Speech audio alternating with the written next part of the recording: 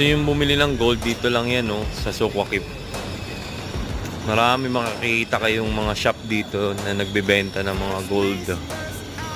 Yan. Ito yung isang area pa lang to, ha. Hindi to yung talagang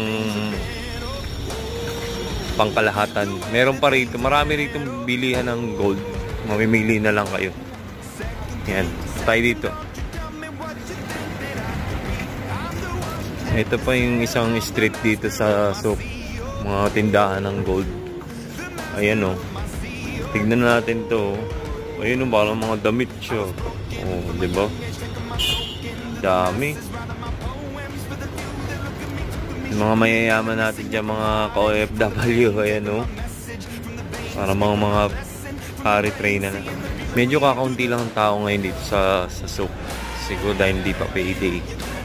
Dito ko makikita ng mga bracelet na